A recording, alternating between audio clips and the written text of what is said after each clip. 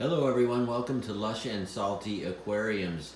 Alright, this is an odd camera shot. I have my brine shrimp maker to my left here, full of eggs that are in the process of hatching in their Zeus brine shrimp maker.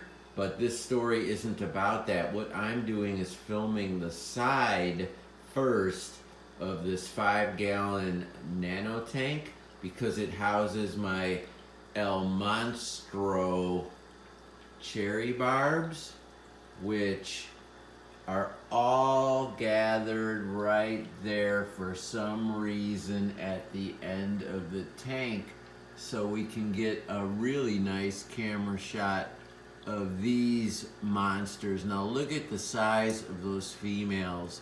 There's 3 right there, gigantic, and the males like big torpedoes in and of themselves, but the females, that one in particular, off the charts.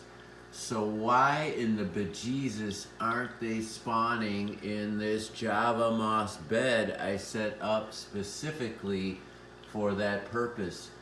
It's somewhat of a mystery because I've done everything I can in this tank to encourage spawning, and I'm not saying that they haven't spawned, and I also am not saying I haven't seen any spawning behavior, because I believe I have. But generally speaking, when these females stay like this day after day, they're holding on to their eggs, and I would like to know why. Now, it could be the water temperature is a touch on the high side because it's early September in Northern California, and unfortunately that means high temperatures, and in this house it can get a little warm for these guys. For some reason in my human form, I'm not bothered by this late August or early September heat, but a couple degrees can make a world of difference. Now, as you can see, the tank itself is just lushly planted. The water's clean. It's got a air filter, a sponge filter in the back right there. It is a heated aquarium. Obviously, we just spoke about that. The heater's not doing anything because the temperature tends to be warm as it is. Okay, well, this was lame. Let me move this off to the side. As you can see, I'm not exactly a beautiful esthetician, as a lot of my supplies are along the back of this counter there.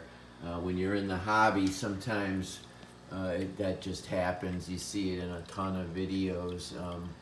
We're sort of not about that at this point. I'm about the beauty inside the tank, and what's around it's a whole other sort of topic for another day. But here they are, this gorgeous school of cherry barbs. I'd like to see them being more vigorous. That's why I'm thinking water temperature is contributing to their lethargy. Another idea is, honestly, they could just be overweight. That does happen. It's hardly ever talked about, but fish do get obese, and Lord knows these look obese. And when fish, like any creature, are too fat, they can be slow, and I'm feeling like that's a vibe right now. But generally speaking, they're fat and happy. Now, if I did a water change, I guarantee all these fish would be charging around the tank. And even though it would be paradoxical, if I fed them, I'd also get activity. I feed my fish, as you can see, live foods almost every day in one form or fashion, be it brine shrimp or Daphnia.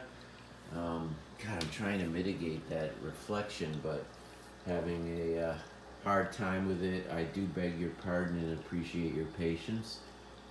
But this tank pleases me in so many ways, and it is a species only. There are cherry shrimp and some catfish, pygmy cories, maybe a couple algae eaters, But that's about it. A lot of shrimp. There used to be more. They've diminished considerably, which could be another function of the heat, or maybe that's what's inside these guys' tummies. Although, honestly, in a year, I've never seen them attack a shrimp, so the odds are I would have, as I spend so much time in this general area. In any event, I hope you enjoyed this view. If you have any thoughts, please do not hesitate to share. And as always, keep your hands in the tank. Ciao for now.